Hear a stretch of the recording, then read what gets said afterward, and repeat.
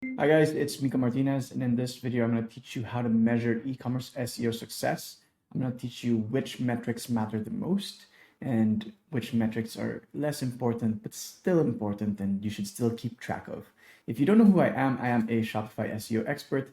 I've been in the SEO industry for over 6 years now. I've worked on over 200 SEO projects, and I've helped scale some of them to over 7 figures in annual revenue.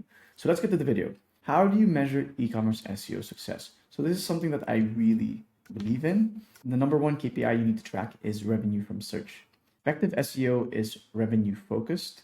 Traffic and rankings mean nothing if you aren't making a profit or if you aren't getting an ROI on your SEO efforts. You want to use Google Analytics 4 or Shopify Analytics to track this.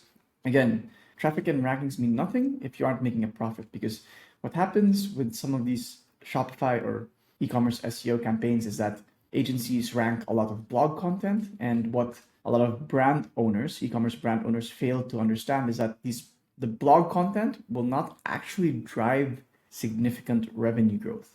Significant revenue growth comes from ranking your shopping pages, your product category or product pages. And yeah, so effective e-commerce SEO comes down to ranking those high buyer intent shopping pages, not necessarily the blog posts. So yeah, the number one metric you want to track is revenue from search. Are you generating a positive ROI on your SEO efforts, right? If not, then it's not really effective SEO, because like you can publish a ton of blog content, you can drive a lot of traffic via blog content, but if that traffic doesn't convert, doesn't really result in tangible benefits, or yeah, doesn't really mean anything, right? Next thing is traffic. So traffic is important in the sense that it is a precursor to revenue, right? Like if traffic is going up, revenue should go up if you're doing proper SEO. So when you look at your organic traffic, you should simply see an upward trend in organic traffic. And we suggest using GA4 to take a look at that. Don't forget to filter out traffic from other sources. Again, you just want to look at organic traffic or traffic from search. Okay. Next is keyword rankings. Again, traffic and rankings are not as important as revenue from search, but they're, indicators that you're moving in the right direction, especially keyword rankings, because for traffic to increase, usually you need rankings in the top 3. But before you get into the top 3, you will get some top 10 rankings, some top 20 rankings. So these are all precursors to traffic and revenue. Like keyword rankings are precursors to traffic and revenue, right? So before you get the traffic increase, you'll usually see an upward trend or improvement in keyword visibility. Your keyword visibility should improve, right? You'll see more top 20 rankings, you'll see more top 10 rankings, and then eventually you'll see more top 3 rankings that will lead to organic traffic growth, which should lead into revenue growth if you're doing proper keyword research, if you're targeting the right keywords. To track this, you can use your favorite rank tracker. We personally use Ahrefs. Next, conversion rate. So that's another metric that you want to track.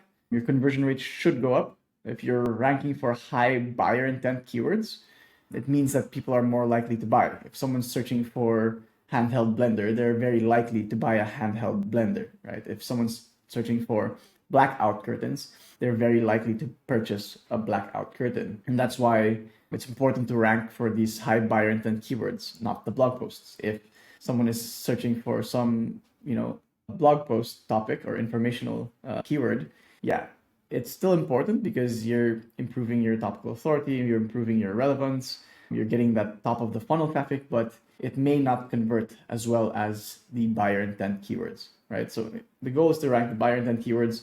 And if you're ranking the buyer intent keywords, your conversion rate should go up, okay? We recommend using GA4 or even Shopify Analytics to track your conversion rate. Next is user experience metrics. So good user experience, especially these days, the way the algorithm is built, actually improves SEO, right? So you kind of want to track bounce rate, time in site, and pages per session. You can use Google Analytics 4 to track these numbers. They're not as important as traffic, rankings, conversion rate, but they're quite important these days, the way the algorithm is built.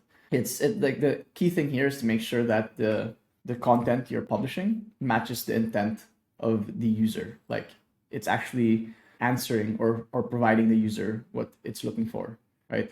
Next is more of like a lot of the previous KPIs we're talking about were more output dependent or result dependent, right? Right now we're going to shift into more of like inputs, like the actions that you are taking as an SEO to drive that result, to drive results and to achieve that success, right? So number one would be backlink profile. So you want to actively analyze your backlink profile with a tool like Ahrefs or SEMrush. One thing that I like to point out though is that DR and DA are not reliable metrics.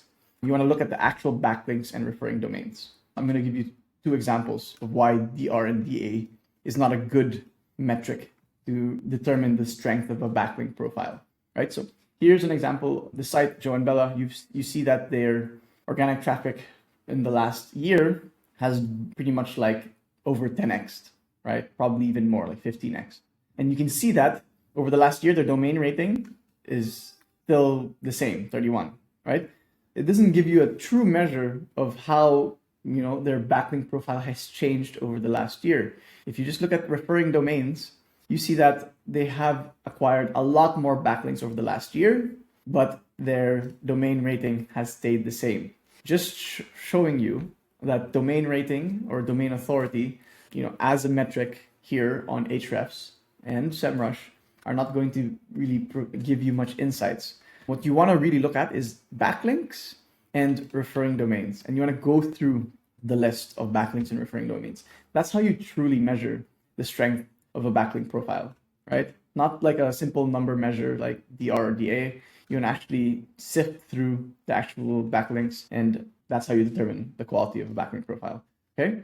Next, content coverage, right? So you want to use keyword research to cover topics that matter to your audience. And again, that's another input that you can measure your e-commerce success by, right? You want to use a tool like Ahrefs or SEMrush to do that keyword research. And the last thing is content quality. You want to make sure that you're answering customer questions fully and clearly. The way we like to do this is simply by Googling our target keyword and making sure our content is as good or better than what's currently ranking, right? You can even copy paste like what's currently ranking on like something like ChatGPT, and then copy paste your piece of content. And then you can ask AI to give you an unbiased opinion on which content is better, how your content can be improved, etc. The goal here is basically just to make sure that your piece of content is, actually the best result for a certain search term, right? And yeah, that's it. Those are the 8 ways to measure e-commerce SEO success.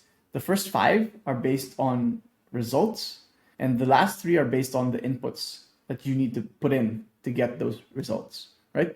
This is a quick video. I hope this was helpful. I hope this helps you understand or give you an unbiased opinion of how you're actually doing when it comes to SEO, right? Like if you aren't getting a positive ROI in terms of revenue from search, then you may want to rethink your keyword research strategy. If you're not driving the organic traffic yet, you want to take a look at the keyword rankings. Are the keyword rankings improving over time? If not, then maybe you need to adjust your strategy accordingly, right? So yeah, that's it for now. I hope this was helpful. If you want to learn more about e-commerce SEO, Shopify SEO, I recommend you subscribe to our newsletter. We send at least 3 emails a week. There's a link in the description. Yeah, that's it for now. Thanks for listening. Cheers.